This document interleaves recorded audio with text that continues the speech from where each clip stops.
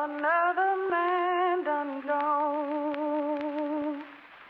Another man done gone from the county from another. It's Jax. What up, Dollars? Let's go. Martin Luther had a dream, but Freddy Krueger had a Ruger. Ex-Malcolm out the picture, so now we back to the future. Now we back to these losers embracing death like they used to. Poking out they chest, but listen, son, now you leaking that future. So who's the shooter? Is it your man? Or was it a fan? Or was it a stand? Pop would beg to differ. In hindsight, I bet you he say he was not a nigga. Plus Biggie Smalls was just minding his business, yo. Smoking in Optimo. Somebody got to drop the homie Biggie has got to go. And they couldn't stop it, no, I wish that they could. Yeah, the world needs change, but man, I wish that we would. So why the long frown? A man harmed from a 4 pound. His blood ripples on the floor from the war sound. His mama sitting at the wake, hoping the Lord's found. Another dead, another gone now. Damn. Another man done gone. Another man done gone from the county from another.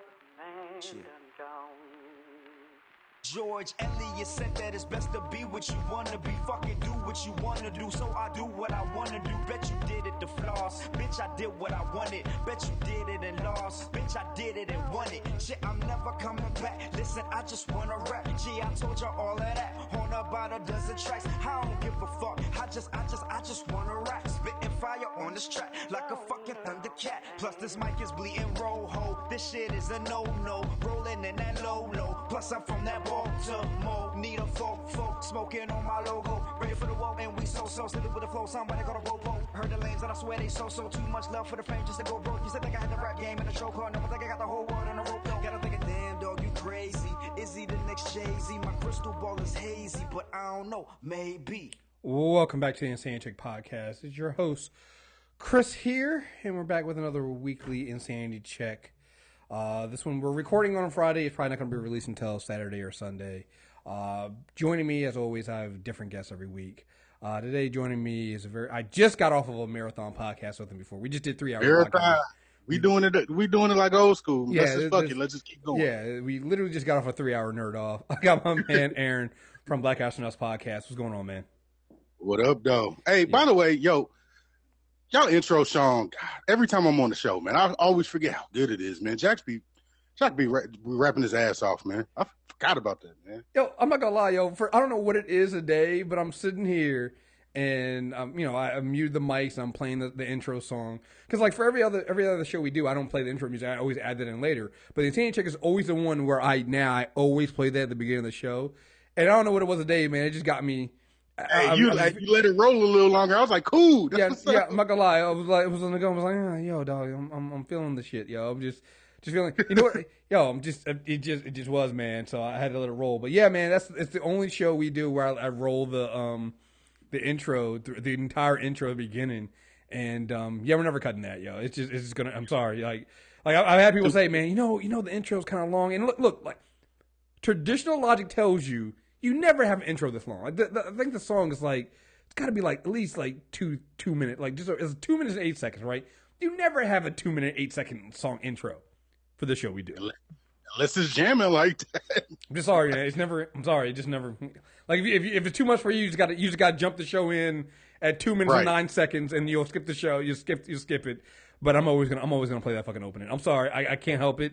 Like I said, Jax was our first guest ever. We had on the Insanity Check back when it was me and Rice.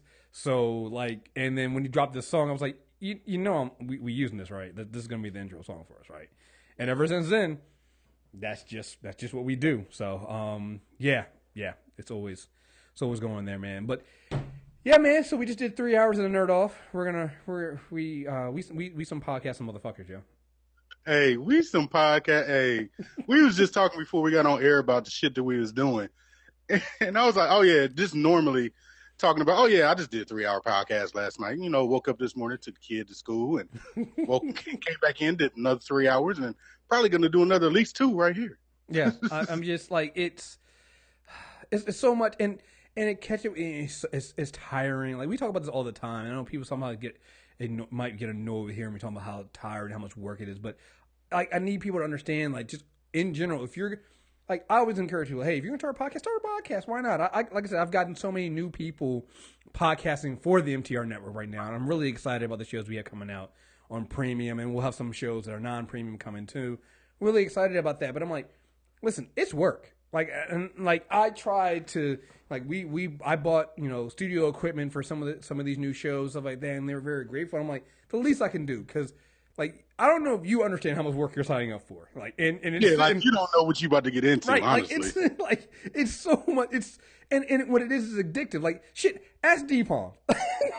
Like, and trick that man into having 47 shows. Like, man, motherfuckers be like, yo, man, you just getting deep on all this shit. Like, yo, he comes to me at this point, yo. I didn't make this. Like, I made it very clear when he started doing the Road to WrestleMania stuff and dropping those on Friday. I was like, listen, you need to make it clear, I did not force you this on you. Like, I am not beating you. I am not holding you hostage. I am not blackmailing you.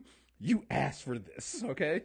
We do some of the same things on the BAP because we're looking at some new people to bring in. And the first thing I told him was like, look, dog, this shit is not going to be easy. And I don't really want to put my foot behind people if they not going to stick around. So just show me a show first. Get me a show together first before you do anything, and then we'll talk. Like, because I time for you to give up. Yeah, man. Like, look, I understand how hard it is to get started. I understand how hard it is to be consistent. I mean, shit, even like we just put out our first Hell No Cupid of this year. Like, if it wasn't a premium show, I probably would have ended it right now. We haven't done a Scarestalgia in a while, but we have so many other shows coming out. Like, I'm like, and they're premium, so I'm like, that's not a problem. But like for regular shows out there, man, you gotta be like. That's why we started doing for Super Tuesday recap. When I started making it a separate feed, I was like, we still got to record when there's no shows on. Like, we got to find a way during those summer times when all the shows are on break. We got to find a way to at least do 2 shows a month at some point. And the weird thing about it is, we found that way, and we started doing them like weekly, even during our breaks. That's because y'all addicts. Don't know. That's because y'all have problems and probably need to go to help. Yeah, no, it's serious, man. But yeah, man, it's just a lot. And then like on top of that, this is not my full-time job, but it feels like it because I'm always working. Like I said, 3 hours of podcasting a day. I worked 3, so I got up at 6 a day to do work. I had to first write this life review, then I had to actually do work for my actual job. Then we had the podcast at 11. Because always on Friday, if I don't work, and I've been trying to do the 10-10-10-10 thing so I can get to Friday and have no hours, but it never works out that way because I'm nigga be tired. So I always got like 2 to 3 hours I got to work on Friday, so I knock those out early. Then every other week we do a nerd off, and then sometimes we do the insane check on Friday now, just so I can clear up my weekends. While we were doing, like you guys didn't know this, right before we did the nerd off, I was editing some of the premium shows we had. I put up a X2 nostalgia review and the 3rd episode of molecules and shit while we were on the beginning of the nerd off. Like, while we're talking and we're doing stuff like that, I'm literally putting the shows up so they're on the premium feeds now. Like, it's just a constant. Like, I always feel like this. It's going to be one genius that gets together and gets all of the people that in our little circle that are working hard and put them all on the network together. Yeah. Like, if somebody came through like a venture capitalist and came through and was like, yo, I'm going to give y'all $1 million. Nigga, I can have a network together in 15 minutes. Man, look, like, what gets me about that, like, I dream of that all the time. Like, yo, if I could do this full time and join with my niggas and do this shit full time and really get this stuff, we have such a wide range of voices out there. Right. There's so much we could do and so much we could offer. And trust me, man, that's something I've been thinking about for the longest time, man. Because it's like, I love doing this. Like, the main reason I woke up this morning and last night I was so exhausted. Like, our Power Ranger review is coming out. If it's not out by the time this is out, it will be out this weekend. I need to review. I didn't see it yet, but Phenom did, and we need to just record the review. We're just running behind on that because I was tired last night. I was like so tired. Like, I just wanted to lay on the couch and play some Andromeda, and that was it. Because I've been having. Watch Arrow yet? No, I didn't watch Arrow yet. I didn't watch. Look, man, I love Arrow this season. I love even Legend of Tomorrow. Nigga, I usually watch those either Saturday night or right before we do the reviews on Sunday, just because I need that break because it's still work, right? And while I enjoy them, they're still work, and they require me to do that. So I just need to take that time off and do shit, right? So but yeah, man, it's been a lot, man. Work, man. They've been like I'm back to looking for another job. I just oh God, damn, that was quick. Yo, it hasn't even been 2 years, yo. I just nigga, there are things that are said to me that I in the age of Trump, I just can't anymore. Is you got a whole bunch of nigga please faces every day? Oh, nigga, I've recently have gotten in trouble because I'm not approachable. Because let me put a smile on your face. You know what? Let's get before we get too far. Let me get some of this other stuff out of the way, the housekeeping stuff out of the way, and I'm gonna come back to the story about why I'm not approachable, which is great. Oh yeah, I need to be able to take a nice drink, a sip from my drink before I get into this story real quick. So again, guys. This show is being sponsored by Susan Berry, the Pool Law Firm, which is located in Silver Spring, Maryland. Susan Berry and Troy Pool are excellent attorneys in Maryland, D.C. area. They're from the D.C. and Maryland area, so if you're in the DMV, please check them out. The Pool Law Firm handles criminal law, family law, and personal injury, so if you need an attorney, you want to know more, please head over to their wonderful website. It's www.thepoollawfirm.com. That's pool with an E, P-O-O-L-E, lawfirm.com. The number 301-585-3014. Also, check out our sponsor, tweakedaudio.com. Put the code in reviews, and you get 33% off, free shipping, and free lifetime warranty. From the earbuds and headphones, they have those Bluetooth earphones now, so you can get those. And again, 2 other ways you can support the show: shop at our Amazon store. The link will be in the show notes, and you can also just get a premium account. Like, premium is literally the best way to help us out. We didn't make the 200 limit for the Flash musical episode, but I fucking. But the goal was always, I knew we weren't going to make that because I can look at our growth rate and knew we weren't going to. That would have been extraordinary if we did. But my goal for the end of the year is to get over 200. And if we get over 200, then I'll do something special. If it's sing or whatever, I'll figure some shit out. But I haven't figured out exactly what that is going to be. But my end goal for the year is to do 200 because we did get that's not to say we didn't get another significant increase in premium members. We did. We actually grew faster than we ever had before. And I think we gained like 25, 30 subscribers by that time. So we did a really good job there. But yeah, so my goal for the end of the year is to get over 200. Love to hit 250. That's the extreme goal. But like the more you do that, the more we can do. Like I said, a lot of the other shows that are coming out on premium and everything else, I've gotten them all mixers. We all have these podcast mixer kits now. So people can do that. And the more you get us, the more we can do. Like, I've been able to kind of outfit the studio. I was just talking to Aaron about that before we started, thinking about really changing around the studio in here a bit. And I'm hoping that as I start doing that, I'll be able to get more and more closer to getting a video solution so we can start, putting videos back up of the shows we do and things like that. So, yeah. Hey, on the side note, I am a premium member, and it ain't like a gift premium member. Like, I support. Oh yeah, and I appreciate that shit. Like everybody else, go support too because it's good. Yeah, good. Like I said, this is I think the Hell No Cupid we put up and the X2 nostalgia review I put up were the first two, or the only premium episodes this month so far that involve me. Everything else is somebody else. I mean, we got. Let me look through the list of what we got. I have it right here on because I subscribe. All right, here's the thing: if you, I'm not only the president, I'm also a member. I'm also a member to the premium club, so I actually do pay into the company myself. I'm also a premium member. I have several premium accounts.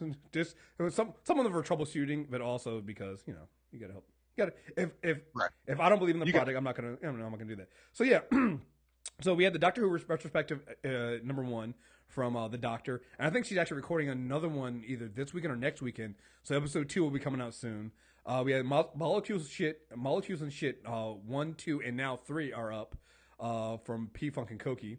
We have Docu Drunks episode 6 T-Rex that's on Clarissa Shields documentary. So and they had a Phenom on for that one as well. Let's see. We had what else was there? I think there was one more. Oh, yeah, and then we had the Hell No Cupid and the X2 one. So, and I still have an all new X-Men comic book club to put out, and they're working on it now. They're working on some of the fix some of the audio and stuff like that. We do have the first episode of Star Wars Rebels coming out as well. And then tomorrow, we have another comic book club I'm recording. Don't know when we're going to release it, but it's on the Magneto series. So, yeah. Oh, and I do have episode 4 of, like, Koki and P-Funk are just, like, they're podcasting machines. I have episode 4 of that as well to put up, which will probably come out next week. So, again. Don't you love that? Don't you love that? Like when you just wake up and there's a show in your inbox already done. Oh, and especially when it's premium shows, it means I don't have to. Because, like I said, it allows me to focus on some other things that I'm trying to do with the network. So, yeah, and I want to make sure that people are getting their money's worth with this. Again, it's $8 a month. The more people we get on that, the more likely I can keep it at $8 a month, even with all this content coming out. So please sign up. Please. Somebody did ask about this. Starting probably in May or whenever, like, Agent of S.H.I.E.L.D. and them stop, I'll be bringing back preview episodes. So what I'll be doing is, everybody remembers I used to do this with, if you are a long-time premium member, I used to put up preview clips of the episodes that were coming out. So if you weren't a premium member, you could preview it and see what they were talking about. I'm taking a step further this time. What I might do is I actually might make separate feeds for each one of them. So I'll make a comic book club feed that has maybe like the preview clip 1 will have like 10-minute clips from like 3 different comic book clubs, and that'll be on the comic book club feed because we have so many different shows now. So this will allow people to come out there because I've been asked about previewing and sampling things like that, and this is the best way we can do it. Like, the best way I can do that is give you preview clips so you can listen to it and see what we are talking about here. I think you'll really enjoy what we're doing. Get preview clips of some of the other shows. I do know in April and May, I'm going to be reaching out to some of these other, the hosts of these shows and bringing them onto the Insanity Check. So if you've never heard them before, you can have them on here, listen to them, talk about them, and kind of give the pitch for their shows and stuff like that. So, yeah, stay tuned. We got a lot of stuff coming out there. Like I said, premium is the best way to reach out and support us. Yeah. Hats off to you, dog. As somebody that runs some shit like you, I don't know how, like, we got maybe 6 people. I don't know how you do it with the amount of different shows that you have, because just my scheduling is bad. Like, even if you take everything away, you got to schedule all those shows to be on at different times. Like, well, you know what works for me, because they're premium. They can be, so 2 people, as long as they're not on the same episode, they can record whenever they. I put it this way: I let everybody make their own schedule. Like, you handle you schedule your schedule. If you say you're gonna give me 2, like, here's the thing: I only ask for 1 a month, but if you give me 2, hey, that's on you. You can get it to me. That's fine. And as long as I know in advance what people are doing, and I can cover, because again, remember, I used to do premium by myself. So I would schedule 6 to 8 premium episodes just that I hosted myself. So if I can get at least 3 shows from other people, and I'm getting more than that now, but if I can get 3 shows from other people, that means I only got to schedule 5 now. So, that's how I work it. I worked it by being a workaholic at front. So now anything I get now is just bonus. Right. And I let people schedule. I'm already used to taxing myself this much. Right. Right. So you mean I don't have to record anything now? Like, man, we moved back, all new X-Men in a while. We had, like, we started trying to do Hellboy and then Tall Dude for that and the comic book. I moved all that stuff back. I was like, oh man, I got stuff to cover for this. So I can take a break. I don't need to kill myself. So I can wait. Right. I can stretch this shit out now. So yeah, all that stuff we are listed about doing is gonna happen. I just kind of delayed it because I have other people doing shows now. It wasn't no need. It wasn't no need. I can, yeah. You can get your whole crew to go to Comic-Con to cover the different shit. Oh, man. Because it can happen. Dude, that's what I'm going to try next year. As long as I can get Shannon and Fino in this year, then next year is trying to get me and D-Palm, and then we'll try to go from there. But yeah, I'm trying, man. I'm trying to, that's part of the reason of getting other people involved here is so I can focus on things like that and trying to get these other things. Like I'm looking at some merchandise, because people have been asking about MTR Network merchandise and changing the site. And as soon as you find out about the merchandise, you need to hit me up. Oh, let me. I got somebody I'm talking to now. We'll see how that works out. And trust me, if it works out, then you know me. I like to let people know, hey, share the wealth, because we all got to be in this together, man. So yeah, it's a lot of work, but I really enjoy this. And at least it's some fun moments. Like I said, my grumpiness on the Flash episode this week because of the musical where everybody was on. Like it's well it's earned. fun. It was well, yeah. It was great. It was fun. It was great having on. I love having like, and again, special shout out to all the ladies of the MTR network, because they do, like, they literally carry a lot of the load here when it comes to some of this stuff, and I know I can always depend on them to put out good quality shows and be in help a hand and whenever I need to. So yeah, shout out to every one of them because yeah, I mean everybody always thinks about me and Deepam, but literally like Shanna, the doctor, Petty, like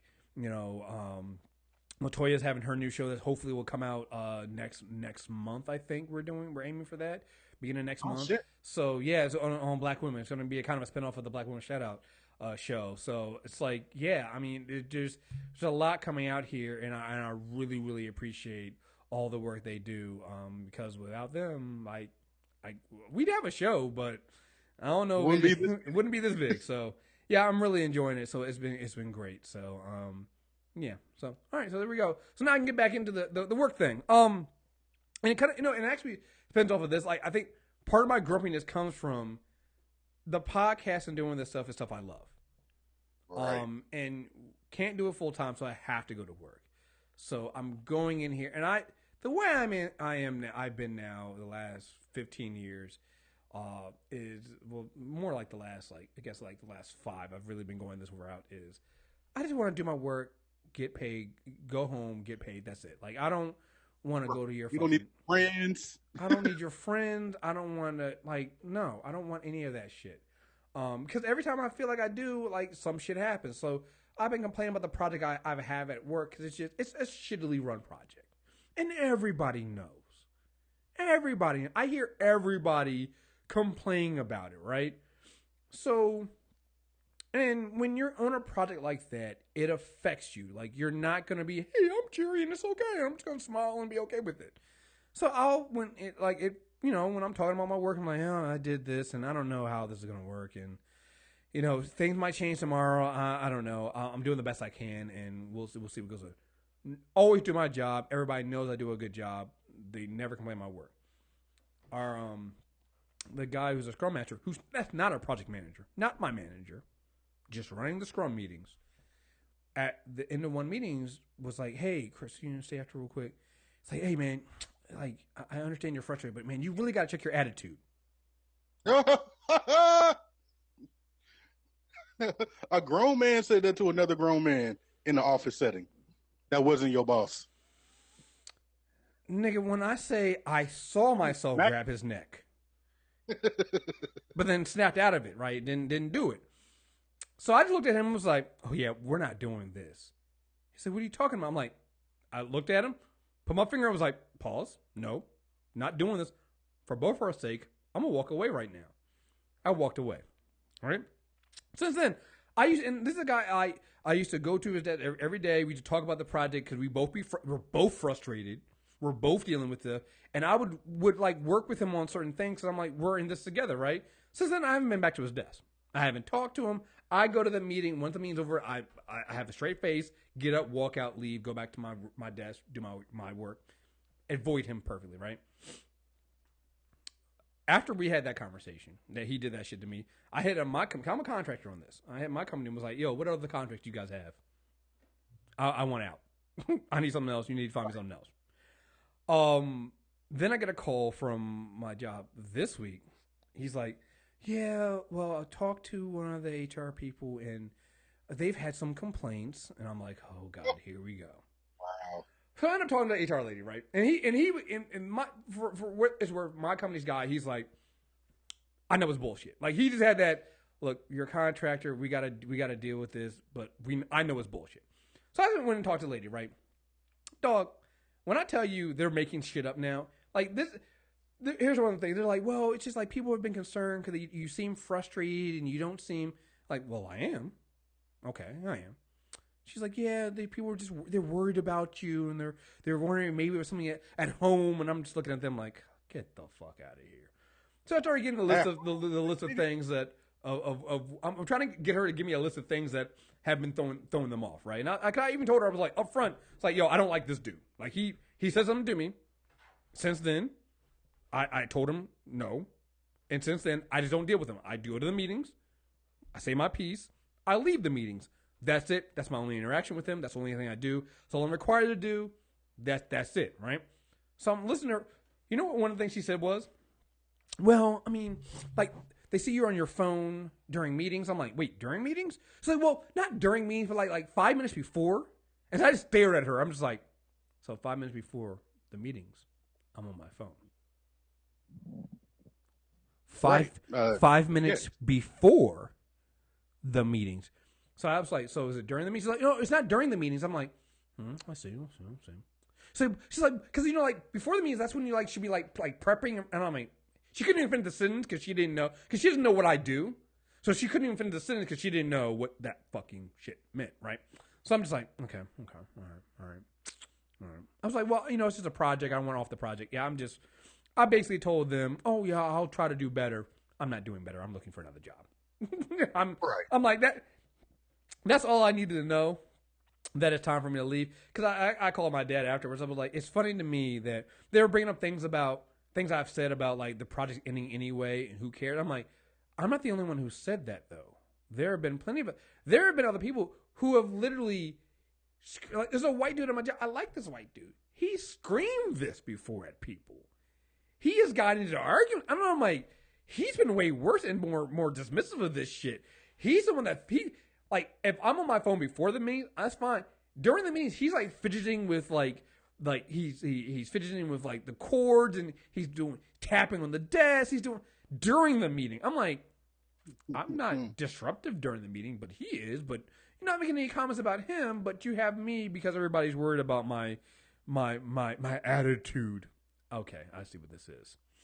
You know exactly what it is. Talked to one of the black guys, other older black guys at work about this, and he was just like, oh, you know what it is. I was like, oh, I know. I was like, you see it too. He was like, oh, yeah. I was like, I just needed to make sure that I was every now and then you need to converse with the other black person to make sure it's not just me, right? Oh, no, it's not just you. Right. That's what they're doing. I'm like, all right, cool. Like, I think this week, like, I was in the office yesterday, and I was asked, like, oh, well, you know, anything bad? I was like, I just wanted to quit. I wanted to walk over there and tell them my last day is tomorrow, and just walk away. Like, I seriously considered that. Like, I'm looking at it like, if I can come up with a plan, like, that could happen. Like, before getting another job, like, I might, you know, take the hit on my retirement and use that as a hardship loan to keep me going for a while, so I can kind of build out what I'm doing here. Because, like, dude, it just hit me like, the corporate environment is just not for me anymore. Like, even now, as I'm like, this weekend, I'm gonna try to prep for some interviews. I have a first call on Tuesday already, right? And I'm just like, I don't, like, if I do this and I move somewhere else, it's gonna be like just like this. Is it gonna be like another year and a half, and I'm ready to go again? Right. Because it's literally been a year and a half. It's been basically a year and a half since I last got this job, and I'm already on some. Yeah, I gotta go. Like, that's not a good sign, man. Like, I don't know, man. It's just, I don't know where to go next, man. But the main thing is, you gotta do what's right for your mental health in Trump's America, dog. Oh, like, yep, and that was my thing. Like, I'm just like, I don't know. Doing something that you like, I don't know. It's just. You gotta take care of yourself. And I'm looking at this stuff like, yeah, this is not gonna work. This is not gonna work. And I don't know, man. Like, it's just one of the things I think you hear all this time about young people don't want hard work. It's like, I don't think we want to be our parents. Right. We don't want to work 30 to 60 years at a job that we fucking hate. That doesn't show any, and that's the other thing that gets me too, is like, there's no respect for anything for what I've done. I hit him up, the same dude up before, and told him he was trying to give me suggestions on what to do for my stuff with the database. And I told him, I know how to do my job.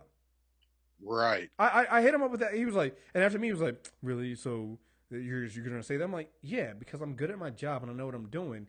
And what you're suggesting of things are things that a first year person would need to have suggestions for. I've been doing this for 15 fucking years.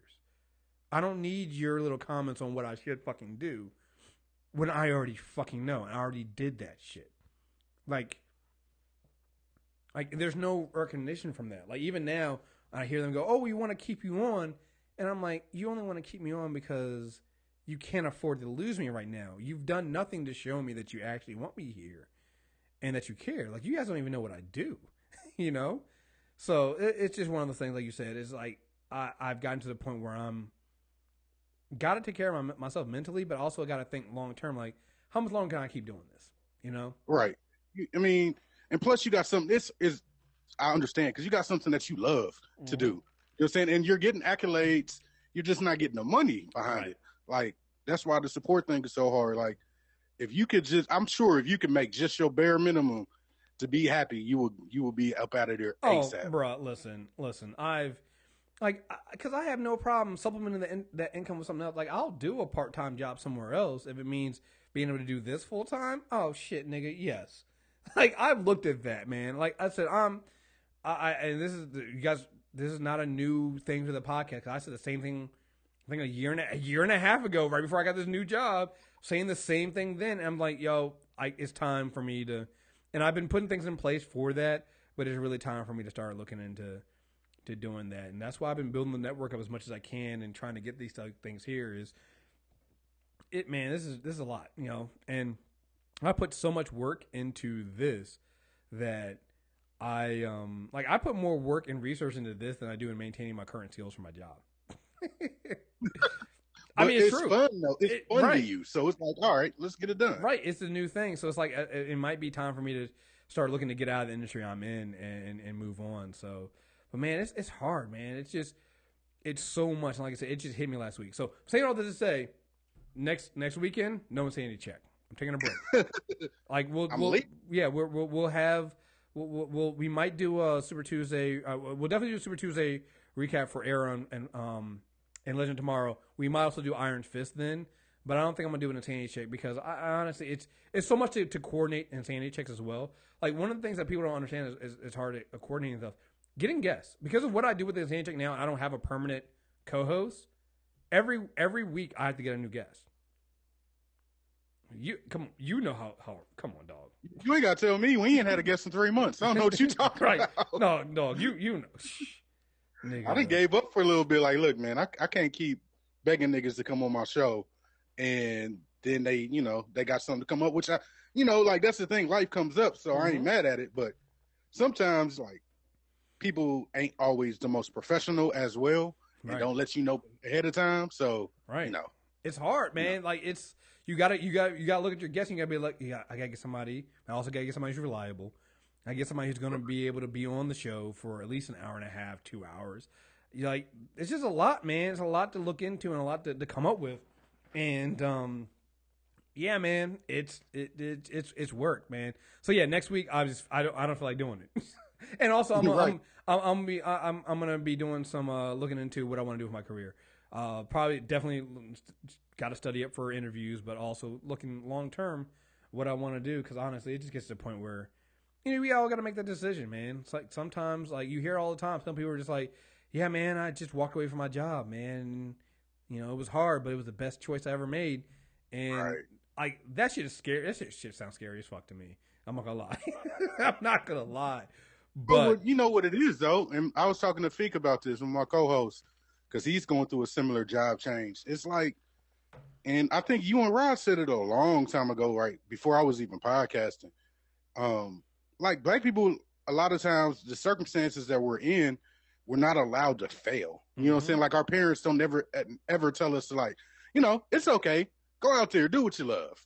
Is go get that job, keep that job as long as you can, and keep it moving. So, and it's because we don't have the safety net. Right? We don't financially, we can't do it. Right. How many times do you see those pull yourself up by your bootstraps, and I went out there and I just did it stories, and you're like, yeah, but you didn't. You I always listen to him, and I think I talked to you about his videos and stuff like that. Gary Vaynerchuk, right? Oh, yeah, Gary V gets you juiced up, Yo, man. Gary I like V him. gets you juiced up. Love Gary V. And you're talking about how you gotta go out there and do it. And I love his videos. But there's one small thing about his videos that always rubs me the wrong way. And I'm like, but Gary, you didn't pull yourself up by your bootstraps. You took over your father's business and branched off from that from a very successful wine business. Like, you built something that you had something to build off of. If you failed, you didn't really fail, right? And that's the thing that I think a lot of people don't understand. Like, you have an opportunity to fail, and if you fail, you can then just dust yourself up, get right back up, walk off. If I fail, I could literally be that nigga on the side of the road, you know? Right. Like, that could be, because where else am I going to go?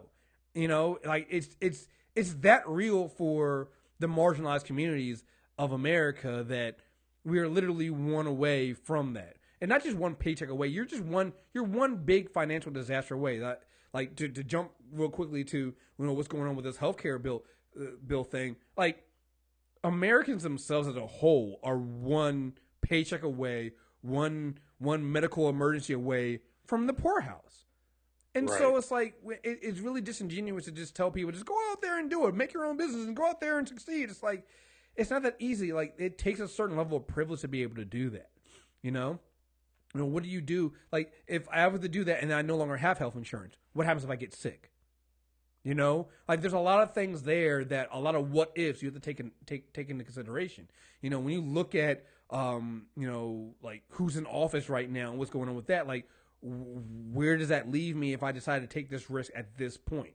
You know, it's like, there's a lot that goes on there, and it's not as simple. Just go out there and do it. Like, I wish it was that simple. You know, if it was. If it was that simple, we'd all do it. We'd all be small business owners. We'd all have our own business, and nobody would be poor. Like, everybody would make it, right? But there are way more people, and they never tell you this. Whenever you hear the success stories, you always hear the people that make it. You never hear about the people who risked it all and have nothing now, right? Right. You risked it all, and now you're working at McDonald's, or you risked it all, and now you don't have a house anymore. Like, it's not that simple, man. Like, it takes, it's scary, man. Like, you know, and I have savings. I have a retirement fund. I have things that a lot of other Americans don't have. Even I'm looking at it like, nigga, I don't know about that, man. Like, like, I don't know.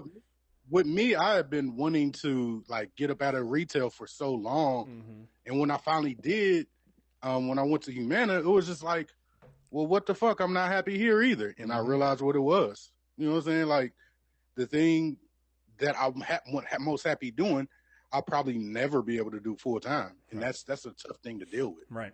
It is. And you know, that's the thing. It's like, I want to look this out and figure out what's going on. Because, again, there are podcasters out there who are making it, black podcasters who are getting it, you know, who are. But it's still so far and in between compared to what's out there. Like, when you think of how much talent is out there. Oh, yeah. And what people are doing, man, it's a real shame that some people aren't getting the recognition and the opportunities that you know, they should get. Like, it's just one of those things. Like, there's just a lot of things out there. Yeah, man. So. Yeah. All right, let's move on. That was a happy minute. That was a happy minute. Yeah. And you know, and here's the thing. It's like, I think that I still think to end up to make it a little bit more happier. I think in some ways it is a good thing to have. I'd rather know this now and be working and looking into this now than getting to the part where I'm 65 and about to retire and can't because, you know, the people before us have completely fucked up the retirement shit. But also just that I know this now and we can work on it. Like I said, you know, we did better, really well this year with MTR Premium Network, and we did better than we did the year before. So, hey, we're growing, and that's a good sign. That's a good thing, and that means more opportunities out there. So, yeah, I just got to keep it going. It might not happen right away, but I want it to eventually happen, and so that's what I'm going for. So, all right, let's move on. We made it a little bit better. We had just talked about this on the Nerd Off, so I decided we might get some politics stuff today. But we might just focus on some of this nerd news shit because it's just a lot of shit going on. And it It kind of doesn't I'm involve more politics. than happy to just talk about nerd shit, because, some of this shit. So, yeah. So you all know about the Iron Fist controversy going on in here, and like I said, I've said my piece on this. We're gonna do our review on maybe next weekend. Again, I don't think it's as bad as a show as. I don't think it's a bad. Let me just stop saying as bad. I don't think it's a bad show. Like that, I think apparently it's got like 18% of Rotten Tomatoes. That's bullshit. It ain't Batman versus Superman bad. Right. Like it ain't. That's bullshit. That's bullshit. I don't think it's a bad show. No. Yeah, I think there are things there. Like people are like the writing is terrible. Like, all right, I think the writing's kind of on par with the other Netflix shows. It's just that, to be honest, Finn Jones is a terrible Danny Rand. That it He's makes a terrible actor. He's just a terrible actor. You're right.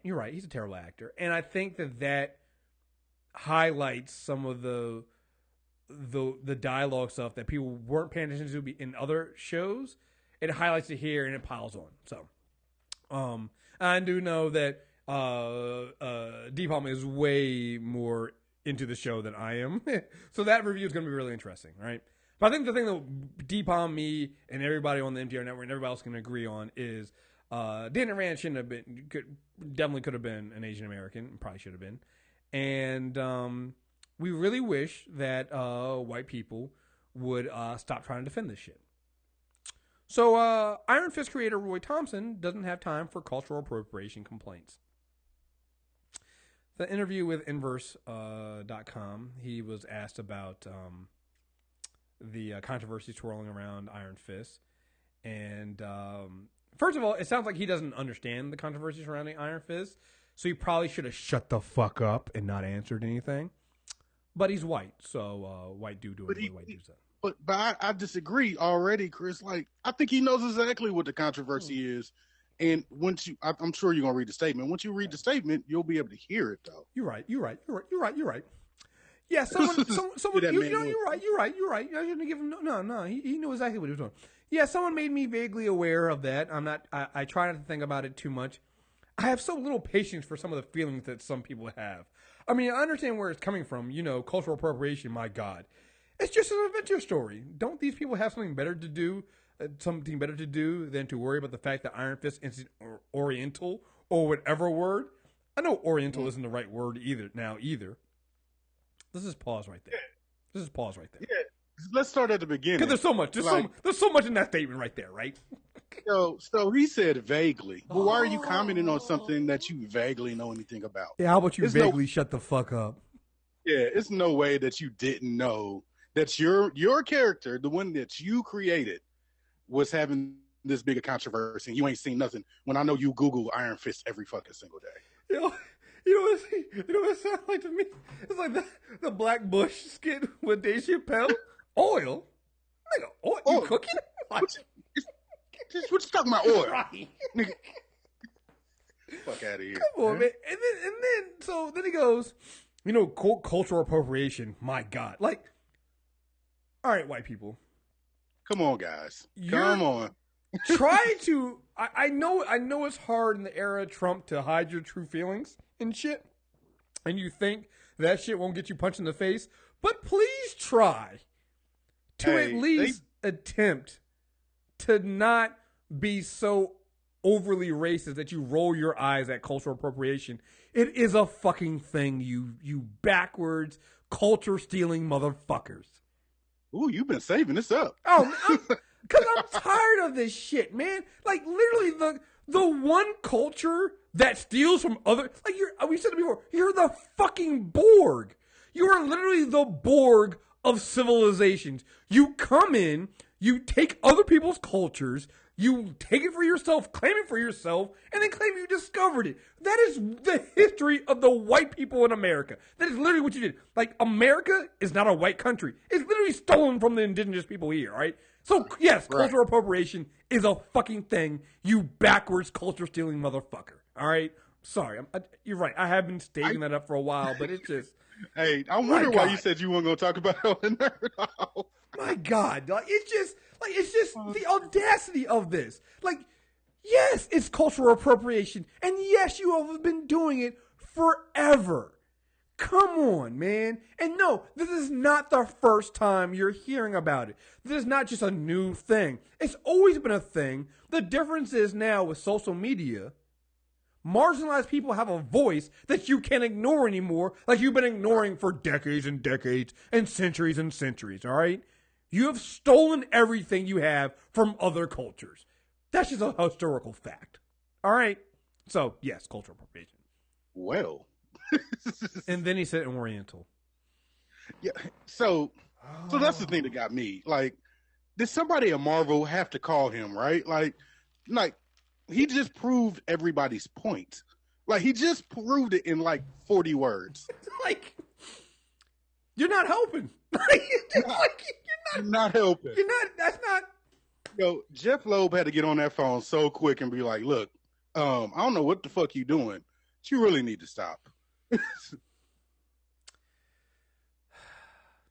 What was what's the woman who plays Colleen? Because she responded. She responded. She was like, "Oriental. That's those are rugs. Those are rugs, not people." That's like, oh my god. So that's the thing. The stars are seeing this. Like, the fuck? What the fuck is wrong with dude, man? Like, you can't. Like, that's not. You know what it is, Chris? White people are bursting at the seams to be racist. They cannot wait to be racist now because they got a green light. Like, I don't like you know, Jessica Henwick is her name, and she was just like she came out and was like, what the fuck, like basically what the fuck, and I'm just like you said, in 40 words you already just and look, here's the thing, it's 40 words. It's not even. That's just the beginning of a statement. This is not like the end of a statement. This is the beginning of a statement on this. It gets. I don't want to say it gets worse because nothing beats basically Oriental, but like it's up there, the rest of the statement. But it's just like what the fuck, man? Like, instead of and just as a nerd off, like, instead of just coming out and saying, hey, you know what? There's a lot of good points there that wasn't my intention, but I do understand where it's coming from. And when you look at the history of what we have done with Asian culture in our media, then yeah, I can definitely see where they come from, and yeah, I think they make really valid points. It wasn't my intention, but I'm hearing them and I understand. Like, that's it. That's all you have to say. You walk away. It's done. You defended your work and say you didn't mean for it to be racist and taking that way, but you totally understand why people did, and you get that viewpoint. You're done and over with. You do the same thing that Scott Derrickson did with Doctor Strange. We basically came out and said, yeah, we fucked up. I wasn't. This is my intention. This is what I was trying to do, but it didn't work out that way. We mess up on that, and I'm listening to it. I'm learning from it, and I hope we do better next time. That's why after Doctor Strange, the whitewashing thing wasn't. It was still a problem, but it wasn't as big of a hit against that movie because he basically came out and said, "Oh, you're right. We hear you, and I need to learn from that." That is the only time I've ever heard anybody, get that. And to not give him too much credit, I think the reason for that was he got good reviews. Yep. It didn't hit me until I was thinking about that. I was like, why the difference between this and everybody else is he got good reviews, so he didn't feel attacked, so he could then see the bigger picture and go from there. Everybody else is getting negative reviews. Wait until that fucking I'm very interested in seeing how Ghost in the Shell does. Ooh, I think it's gonna flop. But in America, it is going to flop. It'll be good overseas, but. Whew. And if it gets bad reviews, I'm gonna be really interested in seeing what Scarlett Johansson says because again, white people have, and it's not just. I don't want to make this just about white people. Any person of privilege gets defensive. Right. As a black man, I've had to fight that myself, and I've done it before myself. But sometimes you have to take a step back and go, it's not about me. See what they're saying, shut the fuck up, listen, learn, and move on from there. That's what you have to do. But a lot of people, and when you're in a place of privilege, that means taking yourself down off of that privileged pedestal, and a lot of people can't do that. And that is what you're seeing here, and it's fucking ridiculous. So he goes on, because he's not finished yet, after insulting, Asians by calling them Orientals. He was a character for a comic book at a different time. It's very easy to second guess anything. You can argue about Tarzan. You can argue about almost any character who came up then is bound to be not quite PC by some later standard or other. Here's the thing. They were never PC it was never about a later standard. They were never right. They were never okay. The difference is that I'm just tired, and this is just in general, white people treat like segregation and slavery and all these things like, oh, well, it was just a different time there. It's a time when we just thought that keeping niggers as house pets was okay. Like, that doesn't make it right. That doesn't excuse that it was horrible and you should have known better. And that the fact that you didn't means you weren't a good person back then.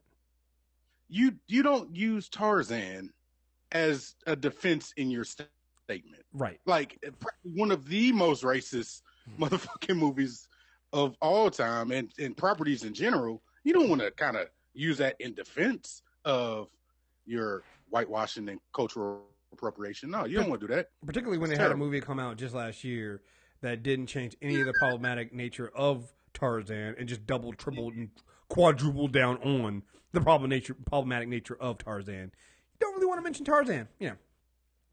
Okay, so you can make some adjustments. If they wanted to kill off White Iron Fist and come up with one who wasn't Caucasian, that wouldn't have bothered me. But neither am I ashamed for having made up one who was. He wasn't intended to stand for any race. He was just a man who was indoctrinated into certain things. All right, let's stop it right there. All right? I'm tired of hearing white people say this. Well, I didn't see race when I created him. Then why did you create a white guy? You're creating a character that is literally taking from kung fu and Asian culture. It's in the 70s. So what you had kung fu guys. You definitely had kung fu. Like, that was the prime kung fu time. I mean, actually, you had people like Bruce Lee or something like that. So you had examples that you could have used. You still went with a white guy. So when you tell me this, you made a conscious decision to make him white. Because it doesn't make sense otherwise. Why would why couldn't it, if he could stand for any race, why did he have to be white? Why'd you default to that? It's so funny because you can also see in the statement where he is hurt because nobody was attacking Iron Fist, the character, like that you created. We're just saying that the shit is fucked up and it needs to change. Like, nobody said, I just don't want Iron Fist at all. Like, no, we're just saying, hey, this is fucked up. And all people are asking is, hey, make it right. And you can't even take the time to acknowledge it. And you want to triple down, man. That's peak whiteness right now. Peak. He's not hurt though. Everybody else is special snowflakes though.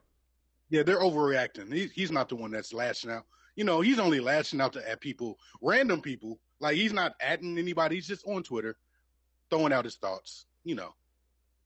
Whatever, man. Yeah, I just okay. All right. I'm just okay. All right.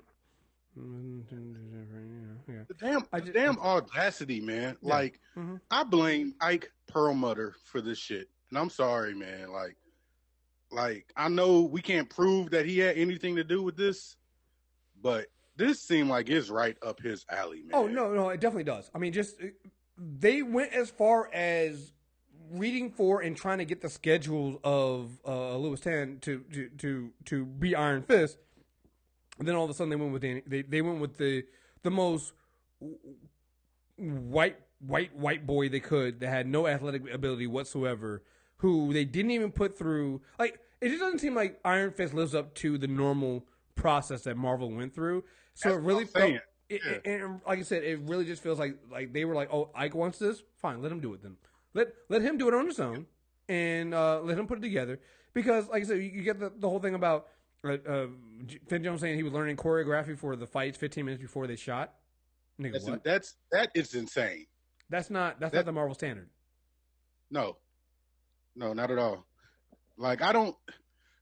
It feels like not Kevin Feige, but Marvel heads in general wanted to let this sink, man, and see what happened. And like, they knew they were going to have defenders, and they knew they were going to be good, but it just seems like they washed their hands of it. And to have Louis Tan actually in the damn show, and have probably one of the best fight scenes in the show. He was so petty in that fight too.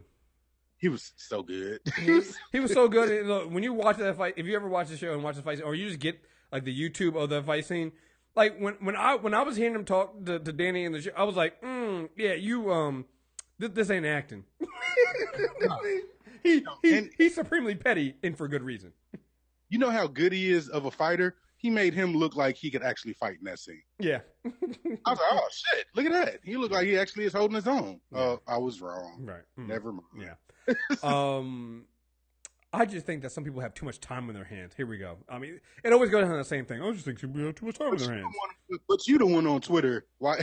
You the one on Twitter. Where's your time at?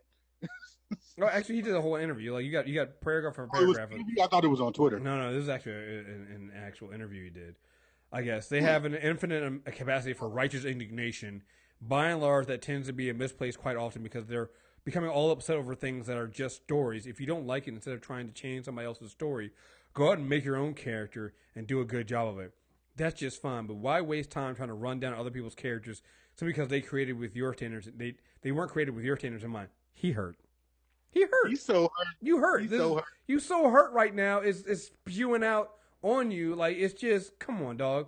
Now, if something is really racist or degrading to a sexual race or an ethnic group or something like that, that's something else. But Iron Fist isn't that. Never has been. It's all about a fictional race and a fictional place like Shangri-La and one person who happens to be his emissary. There's no reason why he can't be Caucasian. All right, so, again, here we go.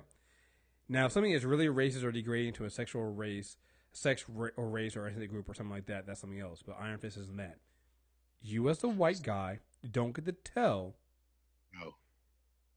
people of the group that you're offending what is and isn't racist. I don't know where white people got this from, but you can't do that. That is not your job.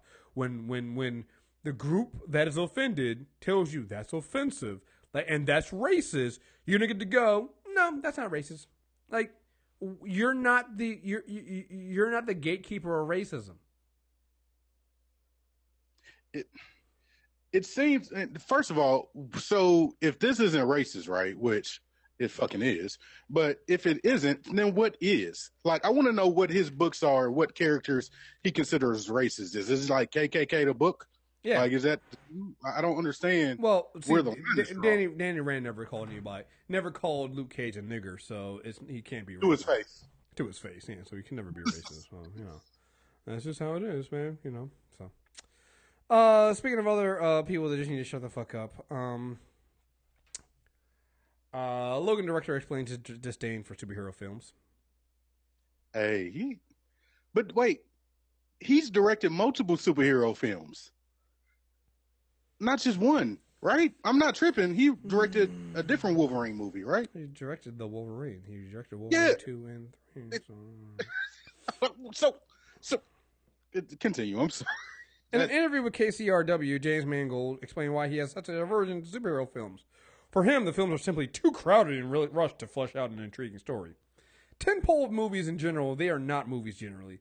They are bloated exercises in 2-hour trailers for another movie they're going to sell you in 2 years. Kind of like how that's how the Wolverine was. So first of all, he's taking a direct shot at Marvel. Terrible shot, but a direct shot at Marvel. But he's also taking a direct shot at his own company. Like, at his own fucking movies. Like, Deadpool is going to do a sequel. Mm-hmm. And at the end of Deadpool, what did they do? They said, hey, Cable's going to be in the sequel. That's so fucked up, man. Like, do these people understand what they're saying when they say it? There are so many characters that each character gets an arc of about 6.5 minutes at best. I'm not exaggerating. You take 120 minutes, you take 45 of it for action, which... Okay, first of all, if there's a 45 minutes of action, I'm loving that fucking movie, all right? Most times there's not 45 minutes of action, all right? What you are left with, you divide it by 6 characters, you have a character arc of Elmer Fudd in a Warner Brothers cartoon. That formula is empty for me. He only saying this because people love the Wolverine. Because he didn't say this shit when or Logan, because he didn't say this shit when the Wolverine came out. Well, what's the character arc of Viper in the Wolverine? Shit, I forgot about Viper being in the Wolverine. Yeah, everybody did. What's the character arc of Caliban? Like he just shows up, and we don't know anything. Like we don't know how he got there. We don't know why he's there with him. Right. Honestly, they don't even describe his powers all like that. Like they do a little bit, but it's like loosely defined magical powers. Defining. And I believe the end of Logan is basically setting up for an X-24 film. So I mean X-23 film. So or a New Mutants film. Like all those young kid mutants. Come on, dog. That you just threw in the movie they didn't really get arcs either. What are you talking about? That didn't get any arcs. They literally were in the screen for what, 10 minutes, maybe. Yeah. Here's the difference between you and Mango. Here's the difference between your film. That's not a comic book film, and actual comic films like Marvel Studios. Marvel Studios doesn't take 120 minutes. It doesn't take 6.5 minutes to give a character arc. They take 6 films. Right. Say it again. Like because their films actually connect, and they have continuity, and they've been planned out. Yeah, you might introduce a character like Black Panther in Civil War, who gets more than 6 minutes, by the way, right? But he's also getting his own film the next year. So and we all know he's going to get his own film. So there's a connectivity there between these films, and so you're not just taking one movie to build an arc. You're taking an entire franchise. Like, that's what we've gotten. We have only gotten one Incredible Hulk film, but we've gotten an arc with the Incredible Hulk leading us into this next Thor film here. You've done that because you've seen the characters over and over and over again. Other thing too that bothers me about this is the only reason why we have any connection to Logan and Charles Xavier in Logan is because of the previous fucking films. So this idea that, you can only, they don't take enough time to build their arc. You don't do that in Logan either. You depend on us already knowing the previous relationship between Wolverine and Professor X and 17 years of prior films in order for us to feel a connection in this current film. If you did not have that, we would not feel the same connection to these characters. They literally play one of the pivotal scenes. They actually play on the relationship from those years before. Like it's insane to me that you make this comment and then go into your movie and do the total opposite. Like it just doesn't make any sense to me why you were speaking on this. And I wonder if he thinks that because the Wolverine did so well and it was so uncomic book like that he's going to get an opportunity in the future to do more of these type of deconstructed superheroes. It just pisses me off. And this is why when people ask me why I'm so harsh on the X-Men films, it's things like this, because they get directors like this asshole who don't give a shit, who start smelling their own shit because they made a good film, even though it's a terrible fucking Wolverine or X-Men film. They start smelling their own shit and they start thinking that they're better, and they have a disdain for what we love about these characters. And so they're playing on, he doesn't understand that the reason why Logan gets such praise from fans is because people love Wolverine, the character Wolverine, and have followed the character through 17 years. If not that, if he had never had those previous 17 years of films and he just made Logan as a film on his own, people would be shitting on it right now. They would. You exist, James Mangold, and your films exist off of the goodwill of the fans who are filling in the gaps for you. The shit that you say you're too good to show us and that you're too good to do, fans are already filling in those gaps for you. Like it just bothers me. Like this is the shit. Like I'll continue saying it's not a bad film. I think it's a good film. There's a terrible X-Men film, but it's things like this that make me hate these films. When these assholes come out here and they shit on the property and think they're so much better. No, motherfucker. There's a reason why. I think somebody just sent me a tweet about how it's barely made the money that Doctor fucking Strange made. Yeah. One of the top 5 comic characters of all time barely made the money of Doctor fucking Strange. If you don't shut the fuck up. He didn't even beat Deadpool. Shut the fuck up. You tripping over your own 2 feet and like blowing any, like you said, any goodwill that they built up with a semi-decent movie. Like from now on, like whenever I see him, if I see him attached to a X-Men movie, I'm like, I'm good. You don't like superhero movies. James Mangold, don't let me find you in the street, yo. Don't let me catch you in the street, motherfucker. I'm gonna have words. We're gonna have words. Don't let me catch you. Don't let me catch you at one of these comic book conventions like that. I will have words with you, cause fuck you. Like I'm sorry. It's just insulting to me because they're insulting the rest of us who actually like this stuff. They're basically, oh, we're higher brow than you're not getting a character. No, we got a great character arc of Vision and Scarlet Witch from the last two movies they were in. Right. Great character arc from them. Because you know what? Guess what? You don't need a long, dragging ass 2.5 hours and 20 minutes to give a character arc. You don't need that. You don't. If you're a good enough writer and your movie's good enough, you don't need to drag it on for 2 hours just to give one character a complete arc. You fucking don't. But apparently you do because you're a fucking shitty. You know, we start. Nope. Can't do it. Nope. You're not going to get me. Tomorrow, or today, whenever you listen to this, if it's Saturday, we're getting a Justice League trailer in March. But the movie don't come out for so long, Chris. Comes out in November. So long. Comes out in November. It's so long. It's almost as if they don't have another movie coming out. You know. You know what? We were talking on the Nerd Off, and we were talking about movies coming out, and I stone cold forgot Wonder Woman was coming out. Like, just straight up forgot that it was coming out for like 2 seconds. So, I have three things actually. One, Flash dude still fucking sucks. Don't ever fucking defend that shit around me. It fucking sucks. It fucking sucks. It's it looks like it makes noise when he runs. So fucking ass. He looks like the goddamn Tin Man from fucking The Wizard of Oz. Like, he needs to oil himself up before he can get to going, all right? Two, I have two opinions on Wonder Woman. And neither one of them are in the long run good. First opinion is the one I've always given is that, WB has no faith in Wonder Woman. And that it's going to be, they don't believe they have faith in it. And that's why they're doing all this heavy promotion of Justice League now, because they needed something to kind of get you hyped for Wonder Woman and eventually, more importantly, Justice League.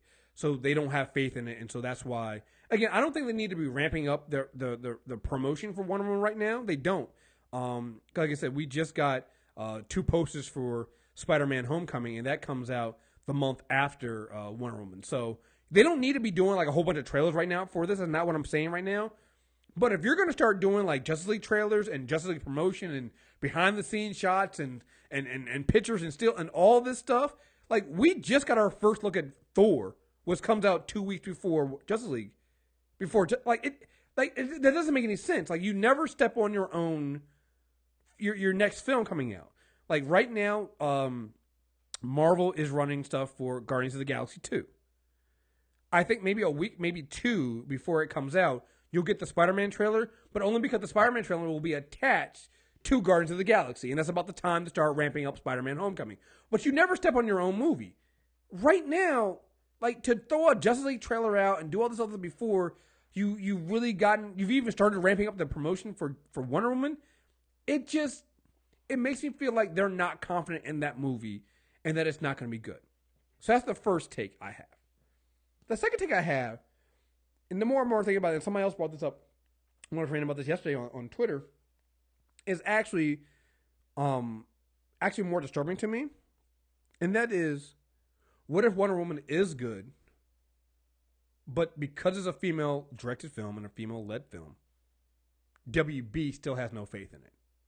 Oh, God. And so they are literally skipping over what should be an easy sell for them, because they're doing what Hollywood always does, and it is not put the backing.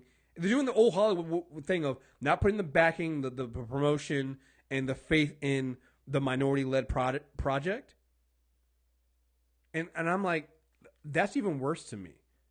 Because what if it is good? And what if it turns out that it's way better than Justice League, but it doesn't get the promotion it should. They're stepping all over it because they got to promote. And remember, the promotion it'd be different if the promotion for Justice League was Wonder Woman heavy. The promotion for Justice League isn't even Wonder Woman heavy. It's Batman and Aquaman heavy. Wonder Woman. That's what I was gonna say. It's no Wonder Woman in that shit. Wonder Woman was the best thing out of Batman versus Superman, hands down. Right? That's the person that everybody was like, oh, yeah. Why is it that if you're going to promote Justice League now, why are you not promoting Justice League with Wonder Woman out in front? It's your next movie. It's a kill two birds with one stone thing, right? You can promote Wonder Woman and you can promote Justice League because she's in both fucking films. She's in both fucking films. You can easily promote both. Easily. But they scared, dog. They are scared. Either I don't know if they're scared or like you said, they don't know a good movie when they see it, because I have faith in the director as long as the studio didn't get involved. I think Patty Jenkins is like great, but I don't know, man. Like, where do you go when you just keep seeing things over? Like Zack Snyder a couple weeks ago put out the Aquaman shit, and now Aquaman's getting pushed back. It's just like I don't understand what they're doing at all with any of their movies at this point. Mm-hmm. And yes, Jason Momoa is going to be the central figure in Justice League, I bet. And again, you know what? Hey, it's great. Like I don't think. Don't get me wrong. I'm okay with that. I'm not saying there's anything wrong with, you know, hey, promote Jason Momoa because, you know, hey, even off of the superficial thing of women think he's hot. Hey, good enough for you. But you also have, like, you're gonna beat Marvel to a solo, major comic book female character movie, right? Not just any character, the character. Right? Why is she not all over all of your promotion? Not just for her own solo film, but then again, she's in Justice League. Like, and as far as what we know is she's helping Batman put together Justice League. So it's like, it's not even like she's like some minor character in there, unless she is, which then makes me go, well, what is her role in the Justice League now? Like, are you relegating? Like, that would be something different. If you were going to relegate Wonder Woman to be a side character in Justice League, oh my fucking God. Jesus, I didn't think about that. That would be such a bad movie. But what if they're doing it? What if they're sidelining her role to up Aquaman? Because, you know, Zack Snyder is a huge Aquaman fan. And Batman, because obviously it's Batman. Damn, what if she plays? What if she plays? You ain't seen Wonder Woman in any of those trailers, nigga. Listen, damn, I just thought about nigga. That. Like it struck because I was like, all right, fine. You gotta do your Justice League thing. Fine, put her first. Where is she? Damn, you just damn. I'll be looking at the trailer tomorrow to see how much Wonder Woman is in that trailer. And if Wonder Woman is not heavy in that trailer, which I'm gonna tell you right now, she's not going to be. Like the big promotion we saw were Batman, Aquaman. I think they might have done a Wonder Woman trailer at some point in there. But the Flash. If the big three in this film, in this Justice League film, are Flash, Aquaman, and Batman, nigga,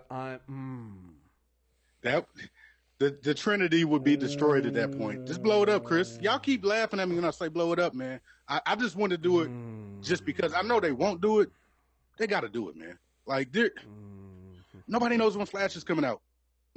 Like, we got if you put the big three together and it's not Wonder Woman and say that it is Flash, why am I excited? We don't know when the Flash don't even have a script. I'm just saying, like, you have a movie coming out. Why don't you promote?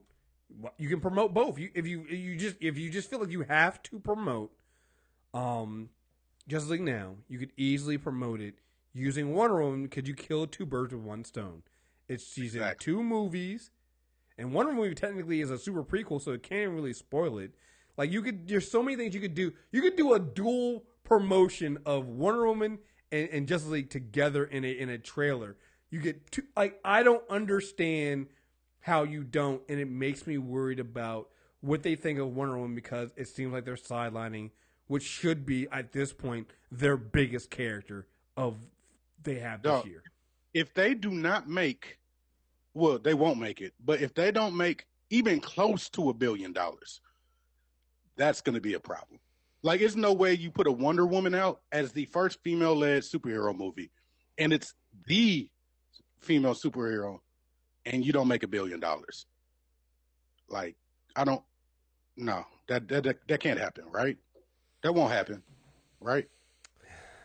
Just saying, man. Just saying. Good grief, man. Just saying.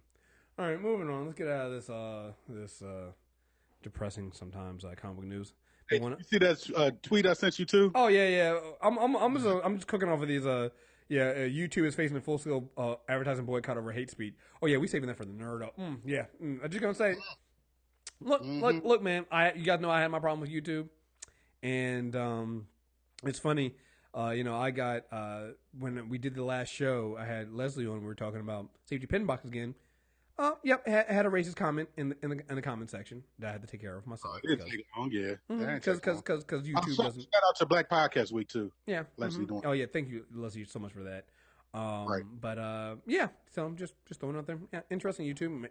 Maybe she hire some people of color to help you with doing some stuff. Yeah. Or maybe you should hire some human beings to be moderators instead of like robots and bots. Maybe we should do that. That would require. I tell you, they pulled my show down for a 15-second clip.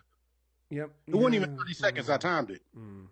They said it was a Beyonce song. It was 15 seconds, or they said 30, but it's 15. And they pulled my whole network down for a day and a half. Yeah, that's awesome. Yeah, man. I just didn't say nothing because I was like, fuck it. Yeah, I'll be interested. I'll be checking to see how YouTube and Google handles all this shit because they be quick with pulling down like DMCA stuff, but when it comes to like racism, they let that shit breed. So I'll be interested to see how that goes.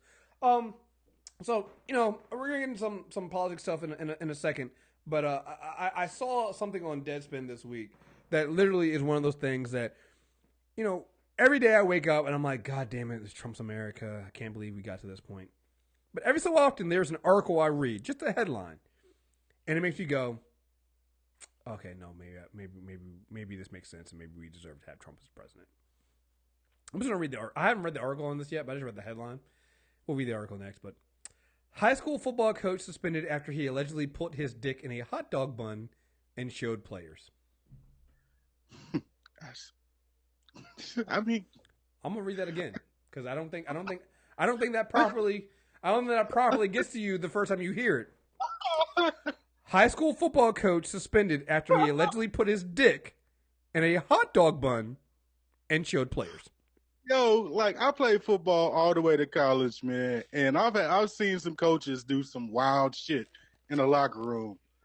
Particularly in high school, we had this coach Place, and he would have like an undershirt on, but he'd be getting so excited he would run around, he'd start banging on lockers, and he'd throw his shirt off, and whoever he threw his shirt to was supposed to have a good game, right? Coaches do shit like that all the time.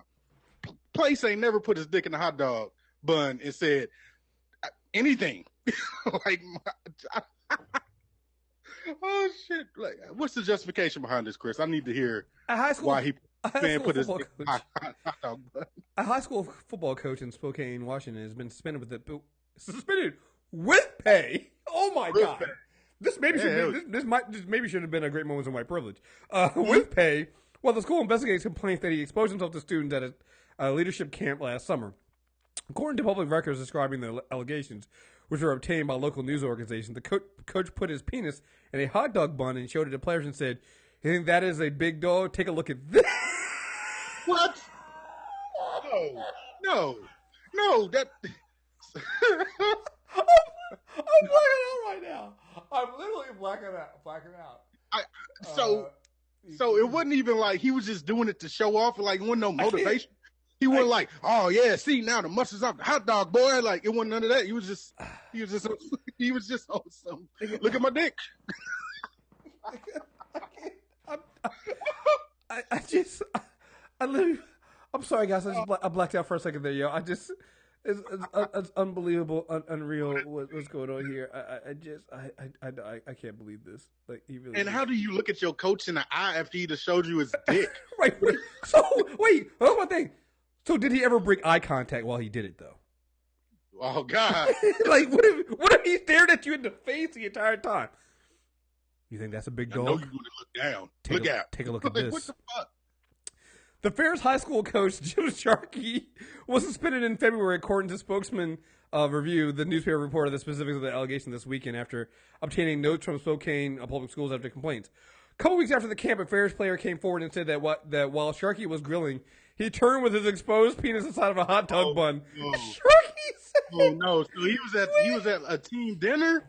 Wait, he was on the grill with his dick out, yo. Come on, son. Come Hey, on. man, white people know how to live, dog. Hey, man, I'm telling you like this, dog. I ain't never been that reckless with my life to put my dick near any kind of grill. Like, Nigga. that's just... Oh, this is why you don't go to everybody's cookout, yo. Sharky said, you think that's a big deal? Take a look at this. According to school record, that listed multiple different versions of the same quote. Hey, can you imagine, like, going home to your people and, like, telling your dad, like, hey, man, something crazy at team dinner today. What you mean, boy? Coach put his dick in a hot dog bun and showed it to me, man. I don't know what to do. What the fuck you mean? Dick in a bun, yo. Dick in a bun. Oh, shit. Dick in a bun, yo. Like, that's just, I can't do it, yo. So it wasn't even no reason for his pants to be like, even in a locker room, you could say, like, I'm changing. Like, nigga, you're cooking outside. Like, how drunk on a 0 to fucked up? How drunk was he? Dog, while the coach got a written reprimand and was allowed to coach this past fall, school officials placed him on administrative leave February 1st after more players claimed to have seen the hot dog incident and other students brought up the separate incidents of questionable behavior by the 11-year teacher and coach. So the first time somebody, you know what it was? The first time somebody complained, they were like, all right, whatever. But when they got the right, your coach didn't put his dick in a bun. Sharkey denies exposing himself, according to local CBS affiliate. He was frustrated when the district's director of personnel, Mary Templeton, revisited the allegations in January after more students came forward. He already investigated this, and I signed a paper, Sharkey said, according to the documents. Templeton said she received new information that he exposed himself. How many students said I exposed myself, said Sharkey. Several, Templeton replied.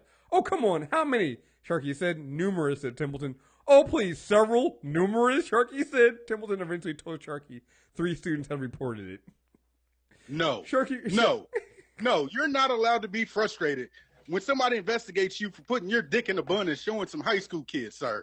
No, sir, you're not allowed to be. I'm dying here, yo. Sharkey denied drinking at the camp, but admitted he saw several other adults drinking per reports and said the comments about female student was not meant to be inappropriate. Wait a minute. Did he do this to a female student, or did he do it? That doesn't make this funny anymore. No. Funny at all anymore. No. See, I thought he was doing this to the team. Yeah, no. I thought he was doing it to the team. No. I mean, it's still not right, but no. No, sir. No. Like that, you notice that the chuckles kind of went away. That's kind of fucked up, dog. Like, even if, like, it's fucked up with the young men as well, if it would have been young men, but yikes. Come on, dog. Oh my God. I said, come on, dog. No. Come on. Yeah. No. But he's still getting paid. Right. He still got paid. Coach, like, he coached this season. This shit happened, and he still coached. Still got paid. Man, it gotta be good to be white, dog. I don't even know what it's like, how great it can be to be that, have that level of privilege, man. Like, wow.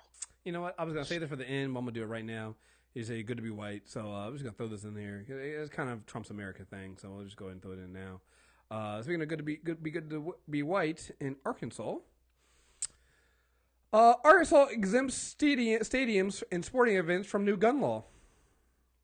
And new that law seems like a bad idea. Oh well, no, because there's nothing I would like to see more than alcohol, sports, and guns. I think that all goes really well together. Like newborns and small objects that can fit in their mouths. It just, it all goes really well together. A new law signed by Arkansas Governor Asa Hutchinson on Wednesday would have allowed concealed weapons to be carried into sporting events and a variety of other locations within the state. However, that would have allowed. Would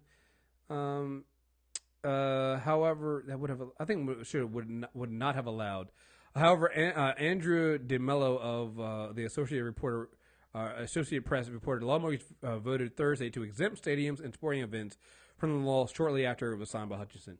According to DeMello, the law will take effect on September 1st, but likely that guns won't be allowed at the expanded list of locations until early 2018. Wow. Like I've been to sporting events, and I'll be honest, drunk white people are the scariest motherfuckers in the world. No, scary as fuck, dog. Like, because they just let out they full anything they were holding back. They get that excuse that I'm drunk, so I can say what the fuck I want. And I can't imagine when you add guns in Arkansas. Is that what you? That's what you said it was? Arkansas. Yeah. Oh hell no. Yeah. No. What's the worst that can happen though, man? What's the worst that can happen? You know, just a black dude getting shot in the face. Yeah. It's not like white people have gotten away with shooting black people for playing music too loud or anything like that. Yeah, not like that. Not at all. No. So, yeah, I just. And what you need a gun at a high school or a college event for, dog? Cause I mean, if look, I get it though. Like if my team scores that game-winning touchdown, why wouldn't I want to bust a cap in the air a couple times? You know, why not? Fuck, man. Yeah. Trump's America, dog. I just don't understand this idea of needing to carry a gun everywhere. Like, and again, I'm not against gun ownership. I think responsible gun ownership is fine.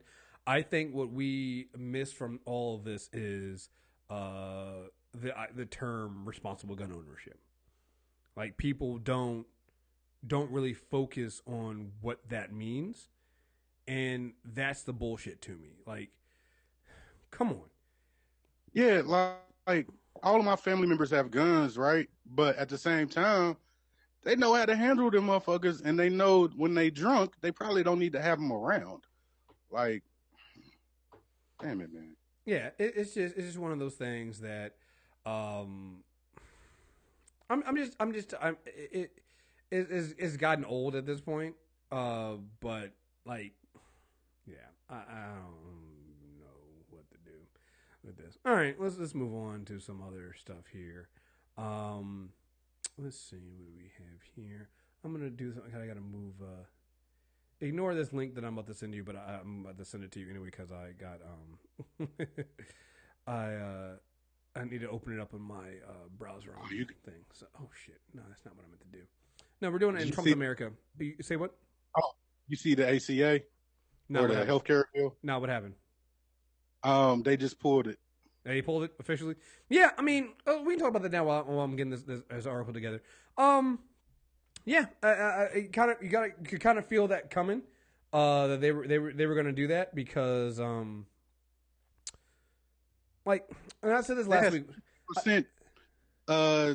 What was it, a 17% approval for the bill? Yeah, I mean, well, and it's because as much as people say how unpopular Obamacare is, we're finding out that it's not unpopular. People didn't know. White people were stupid. Well, I'm sorry to say that. I'm sorry to say that, but that could be the line for everything. Yeah. Like, that's kind of and I'm sorry for saying that, but it's just true. Yeah, I don't mean it in the way that's just just as a whole, like, you guys are the ones that fell for Trump's. Like, your people are the ones that fell for Trump's bullshit.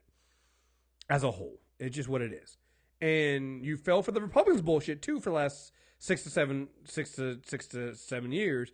On Obamacare until you realize that Obamacare was the ACA, which you actually like because it's a thing that's actually save your fucking lives.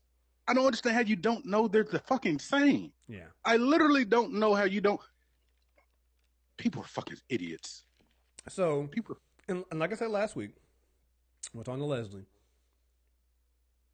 The Republicans, people are comparing what President Obama did with Obamacare and forcing people to vote for it and it wasn't being the perfect bill to what Trump and the Republicans are doing now. And the difference is Democrats and President Obama were arguing over how many people they could save.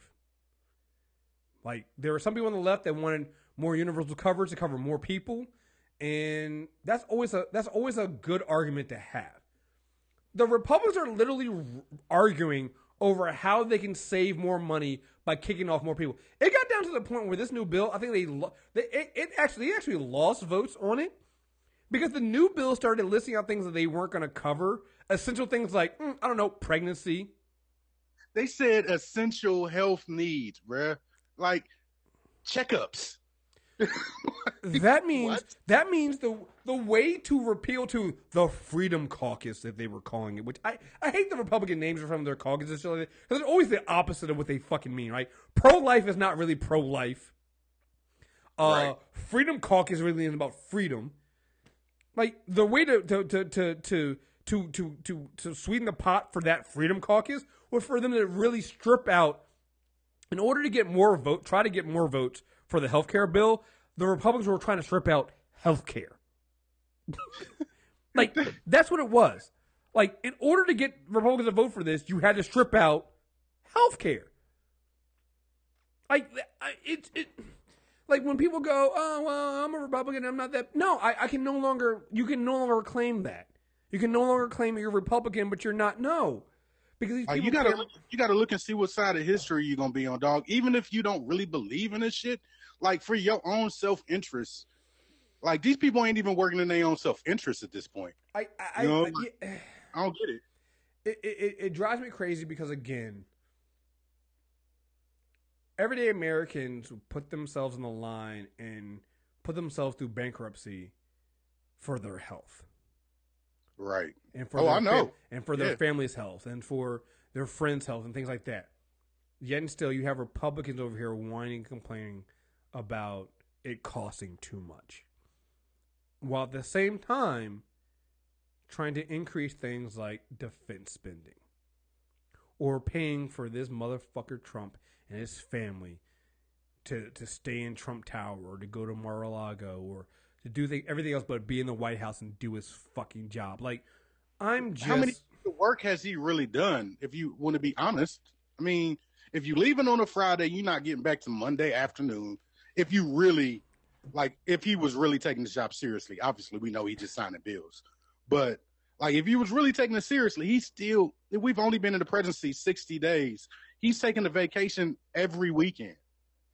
And what makes me so mad is this is exactly what I said was happening when we had. I even thought this was not to this level, but I said once we got a white president again, you would see the double standard that gets shifted.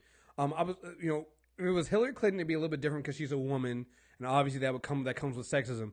When you have a white male president, I knew we would always get back to lowering the standard from what we had before. And what you're seeing with Donald Trump is lowering the standard. President Obama worked really hard for that Obamacare for the Affordable Care Act. Worked really, really hard. It was many, many months. He expended a lot of political capital for that. Democrats paid. They did all that. He worked really hard for that. He put himself on the line for it. He put his name behind it. That's what he did. Donald Trump has spent a couple weeks, and I saw Sean Spicer say the president did everything he could and has worked as hard as he could to get this to work. And now he's done. And now he's wiping his hands on it, and he's walking a fucking way. How are you allowed to do that as president of the United States?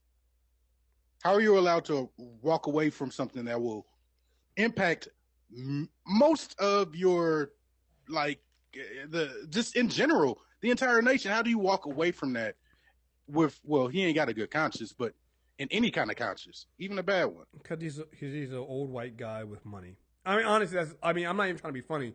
That's literally what it is at this point. Only reason why, because the double, and I'll give it to the media. They're slowly starting to get the double standard here and how ridiculous it is. But even then, it's just like when we get on white people, the media only started turning on Trump when he turned on them. So it's just fucking bullshit, and it just drives me fucking crazy to see a party so giddy overtake. Like I was watching one of them this morning talking about well, no, we're giving people access to health care. Access to health care isn't health care. Fuck, man. We're gonna give it back to the states. And the person was, and the media person was like, but the states even said that that's not how it's gonna work, and that doesn't give them what they need. And he just ignores it. I'm like, you're literally trying to kick off 14 to 28 million people off of health care to save a few bucks, and it just.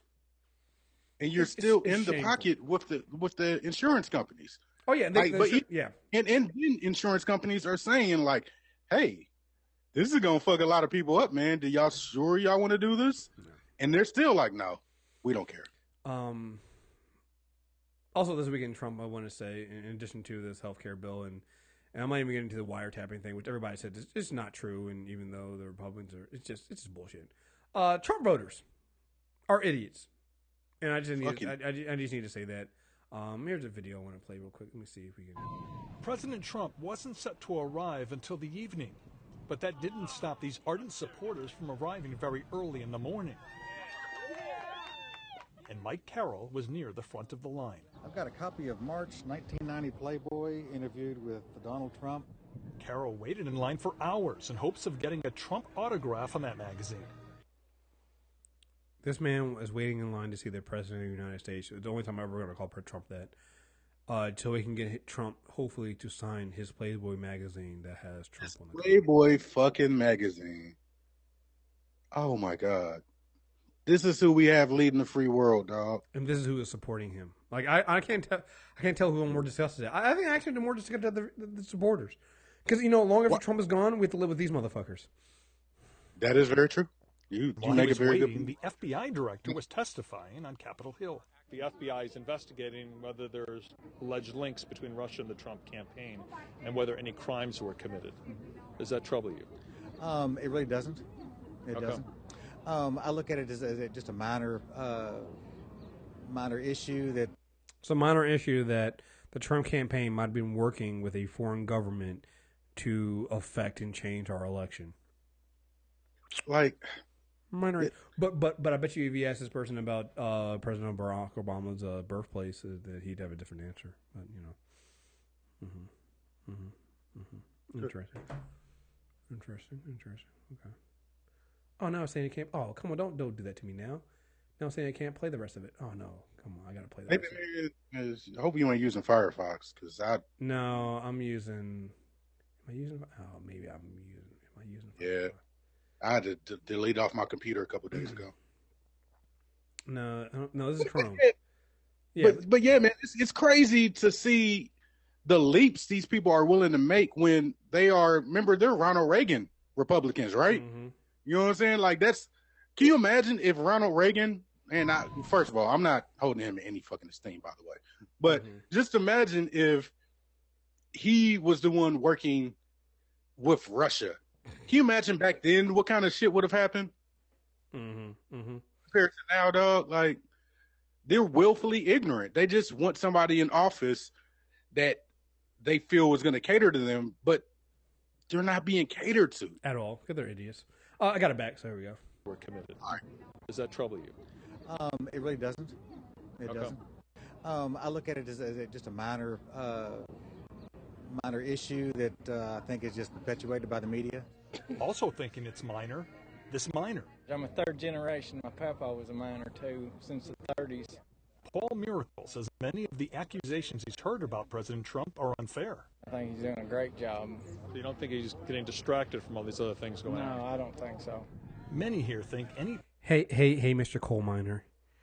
Your job isn't coming back. Hey, they don't even know that their job has been gone.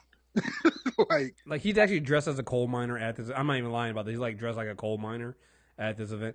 Your job's not coming back, which is interesting. I can't remember if it was Munich or somebody else. The Trump administration said it was asked about his feelings on AI and artificial intelligence and automation and how that's going to affect the American worker and jobs here in America. And he said, we don't think that's a big deal. We don't see that being a problem for another 50 to 100 years. Motherfucker, all these jobs are gone because of automation. Robots take more jobs than Jose. Just saying, you over here talking about they took our jobs. You should be out here, protesting iRobot. You should be out here protesting that, but that's who's taking your fucking job. Drones. You know what's crazy though, Chris? Like, mining coal is hard as fuck. Right. like, why don't you just go do some work some manual labor somewhere else? Like, well, you know what it is? Learn the skill, obviously. Well, you know what it is? We as a country, because it mostly caters to white people who feel like once they get something, they don't ever have to change and evolve. They don't feel like they need to evolve or change. They want to still keep the same job they've always had. They don't want to change. Like the conversation we were having before about me feeling like, hey, maybe I need to change get another job. Maybe I need to find another avenue, and maybe I need to change some skill set or do like that conversation. White Americans don't have that, especially when they've been third generation. This guy was a third generation miner, so his father and his father before him was a miner. He doesn't want to get a new job. He doesn't want to go, and not only do he not want to get a new job because he doesn't want to. the people in charge who could give him the training and help transition him to something else, to a higher paying job, to, hey, maybe, your job's getting taken over by robots. Maybe you need to be trained to learn how to fix those robots who are taking your job. We don't do any of that shit here because people feel like they don't have to.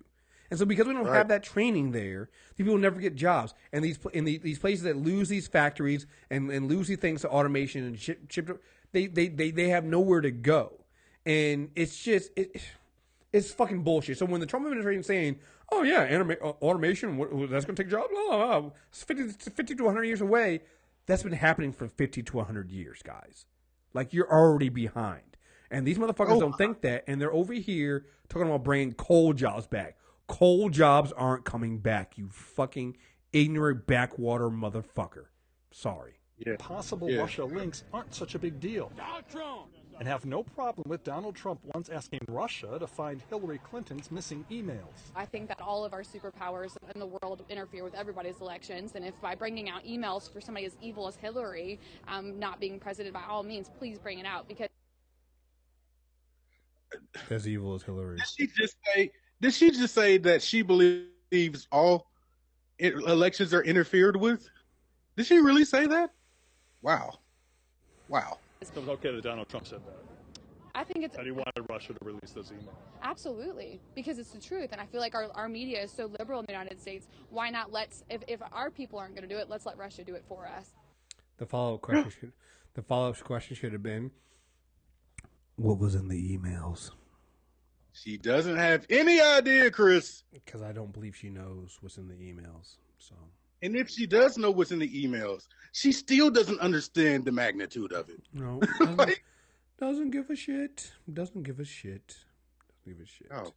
Hey, I got a bunch of these articles about like Trump voters. I'm tired of seeing these articles too. These articles about Trump voters are now feel betrayed by Trump, and I'm like, I don't feel any fucking like. I'm tired. Here's why I'm tired of seeing these articles.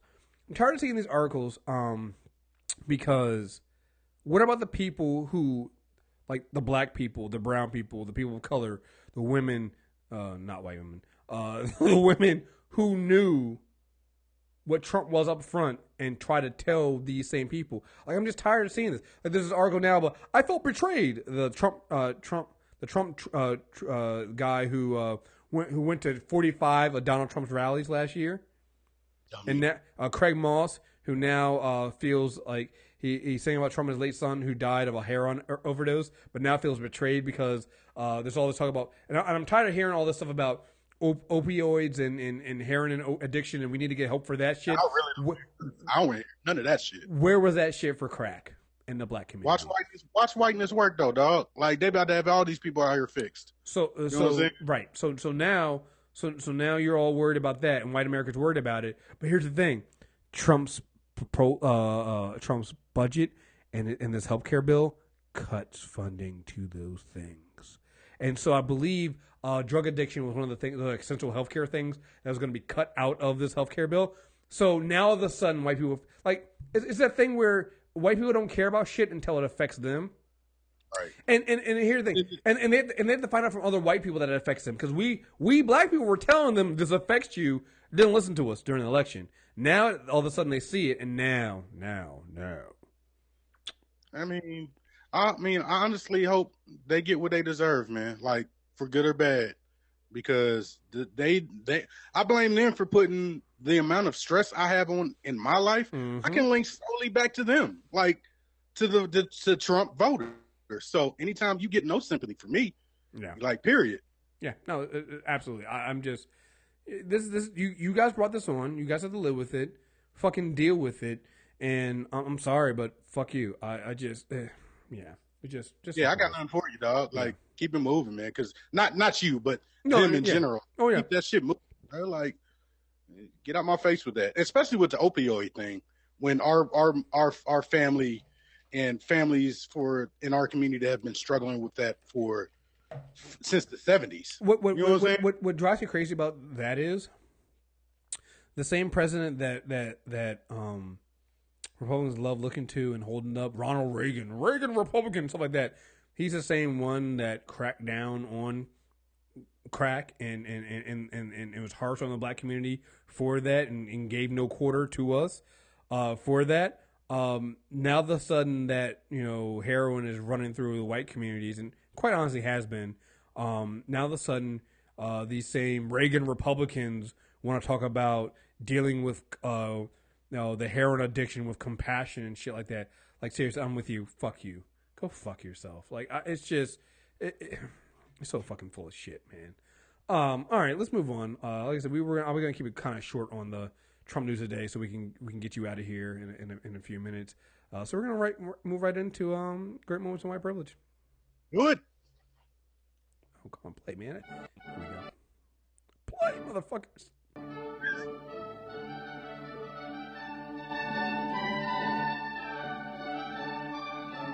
All right, great moments in white privilege, guys. You guys know how we do. We always find some great moments in whiteness.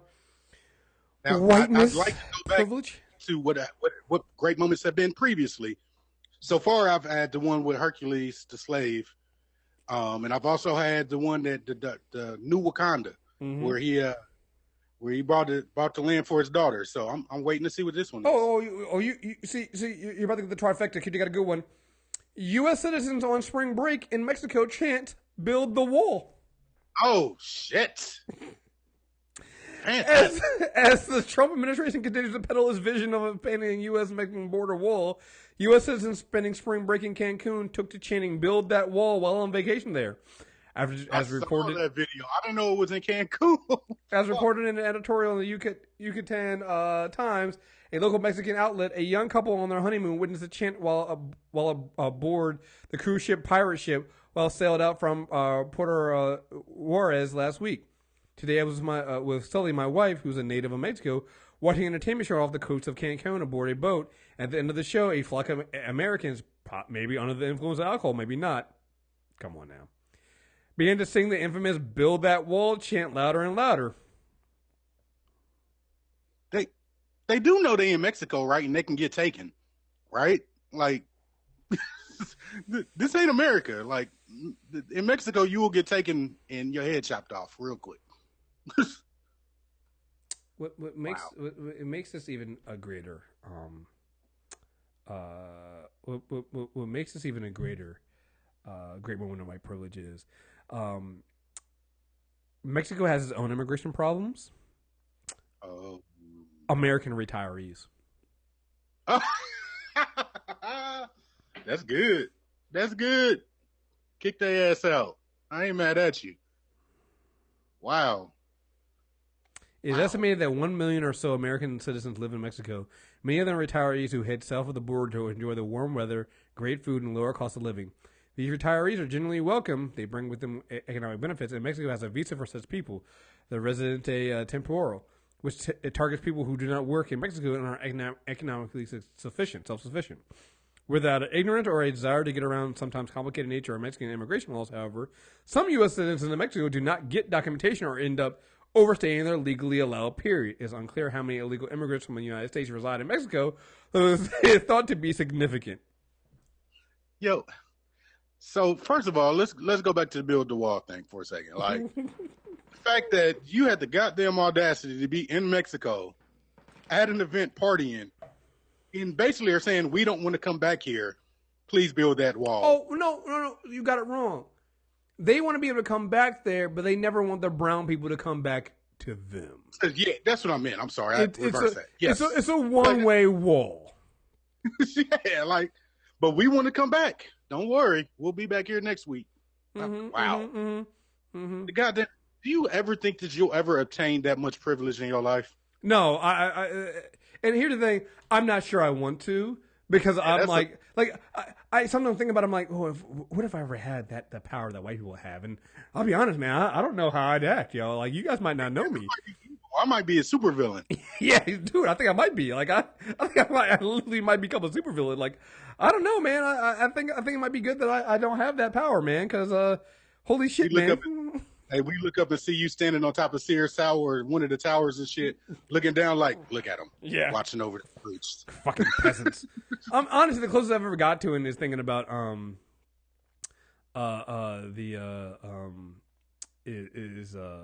people like like you see like rich black people who do that. Like that's the closest I've ever thought of people who might sometimes like feel like they just, you know, like I'm so rich that I have that privilege. But then they quickly realize they don't because they find out later on that no, you still a nigger. And hey, there was one black person I can think of that had obtained that much privilege. His name was O.J. Simpson. What happened to him now? Yeah. He thought he obtained that much privilege. O.J. thought he was the king of the world. Mm-hmm. And they said, no, nigga. Mm-hmm. No. Tiger Woods did too, and you saw what happened to his hairline this week. And so, yeah.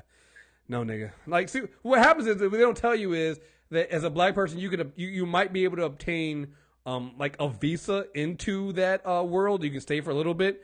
But it costs you your soul and your blackness and your ability to not look your age anymore. So you'll start aging like a fucking spoiled banana. So yeah, it just. Hey, Sage Smith or Sage Steele is Sage Smith.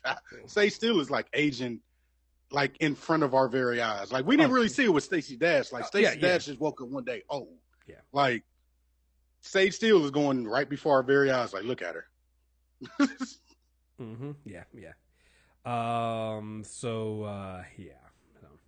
right, let's move on. Go ahead and get ready to end this. We got our Black Woman Shoutout we're doing.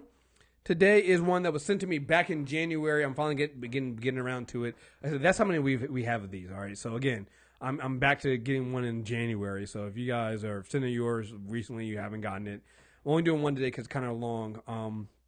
So this is from Kima. She's written several blog posts for our Graveyard Shift Sisters horror blog. And she started her own comic book company. I think I mentioned this before. I was waiting for her to send me the press kit they had. So I have it here, and I'll make sure I post it somewhere and link it out. And I'm hoping that maybe when LaToya does her show, she'll be able to reach out to her and do this. Their comic book company is called The Fifth Wall OD Creations, as a limited liability corporation that produces science fiction and semi-fictional entertainment. It was founded in 2015. The Fifth Wall's main aim is to create a captivating science fiction universe for a modern day audience and reach new barriers for a comic book company. But it's not only about comic books, it's also about breaking barriers, here to prove the comic book fans can come together and deliver unique experiences for a medium of entertainment they love. Like I said, they have several events. They have several comics available. So one of the comics is called Two Lost. It's the first comic release for the Fifth Wall comic book company. In this action sci-fi thriller story, an adoptive teen, Kinja, is targeted. Everywhere he goes, someone is trying to kill him, and he doesn't know why. He begins to search for his biological family for answers as to why he is being pursued, and discovers more than he could ever imagine. It's now available on downloads from the Amazon Kindle app and for smartphones and tablets. There's also another one, Two Lost Renaissance is the next part of the Two Lost saga. In the story, Kendrick continues to uncover secrets about his biological family and why he's being pursued by shapeshifters. He also discovers a hidden power within himself, also available on Kindle app. The next comic book they have is October Damned. It's another ebook available by the Fifth Wall OD Creations. Explore the mind of Fifth Wall artist Saint Reaper through his autobiography and his emotionally driven illustrations. It's offered free as a read by following the Fifth Wall social media pages and at Street Reaper _ on Instagram and Tommy Wells on Facebook. So I'll definitely make sure you put the links out there so you guys can get to that as well. Yeah, definitely check out this. Like I said, they have a picture of their team. Team is looks like everyone is black on this team, and definitely check them out. Like, definitely sounds interesting. Like I said, when she first sent me the email about this, I asked her to send me as much as she has, so I can try to promote it and get the stuff out there. So please, I'm gonna try to find the links for these on Amazon. I think they said it's an Amazon on Kindle, right? So might be able to find it on Amazon. If not, I'll make sure we get the names out there so you guys can find these and definitely support this out there. Like I said, this is one of the things I've been talking about, supporting, people of color, comic book creators, and things like that. So this is definitely an opportunity. Check this stuff out and and support these this workout here. So that's dope. Yeah, definitely dope. Like I said, I'm always amazed by the submissions we get and what we have out there. And like I said, if you submitted stuff and you haven't heard from us yet, we're gonna be getting this stuff out there. I know I think last week I did like 4 of them in a row, and I'm always amazed by how much work is being done out there by Black women. So please support this. And again, if you want your shout out to happen and you want to send us something to promote on here, email us at bwbusiness@mtrnetwork.net, and we'll put you in the queue and we'll get around to you and supporting you. So yeah, Aaron, do you have anybody you want to shout out for your Black woman shout out? Actually, yeah. I don't know if she's okay with me. So there is a game called Code Switch. It's from one of my former hosts on the Black Astronauts, and her name is Candace. She created a game called Code Switch, which is basically the musical equivalent of Rap Genius. So you know how they break the lyrics down in a way that most people can understand. Well, she's made a game out of it. So if you go to codeswitchgame.com, you can go check her out. I think you're taking pre-orders right now. But I actually will shoot you the link to it as well. Yeah, Chris. please do that. I'll make sure I put that in the show notes. You said Code Switch. Yeah, it's called. I think it's codeswitchgame.com. But I'll get you the link. Yeah, definitely email it to me and let me know, and I'll put it out there. Yeah, like I said, stuff like it's always interesting when you get things like PR companies. But when I get things like this that really like fit into the nerddom stuff, like I get really excited. I'm like, wow, that's awesome. I didn't know this stuff existed. So. It's really cool. You can follow her on Twitter at CodeSwitchGame. So you can do that as well. Just thought about that. Sorry. Awesome. Cool. Well, there we go, man. I think we got in around like just over 2 hours, man. We professionals. This is what we do. We're professionals out there, man. We try the best that we can. And I got one. Well, I was gonna say I got one more show this weekend, but no, I still got to do that Super Tuesday. I never really count. I always forget the Super Tuesday because like it's so quick. Like we do it in like an hour and we knock it out. But I always forget that I always have that show to do as well. Right. But man, for a show that I was literally thinking last night. I was like, man, I might hit him up during the Nerd Off tomorrow and tell him we're not doing this shit. But man, for a show that I almost didn't want to do, it turned out pretty well, man. Thank you very much, man. Yeah, man. No problem. Anytime, Yo, tell folks where they can find you at and where they can get your stuff at, man. So since last time I've been on, we did something new. We started our premium Patreon. So you can go to blackastronauts.com or patreon.com/Black Astronauts. And we're still putting out shows. We got a music show in the works and a couple other things. So just keep an eye out, Black Astronauts Podcast. Just put that in and we'll come up. So awesome. Appreciate you having me on, dog. Anytime, man. And you guys know you can always find us. mtrnetwork.net. Why am I fucking up with this? Oh my god, I don't know why I'm doing it. I've been drinking. I'm not gonna lie, I've been drinking. So I got started early. You can find us at mtrnetwork.net. Hopefully we'll be moving that over from movietrailerreviews.net. It still works, but please start using mtrnetwork.net.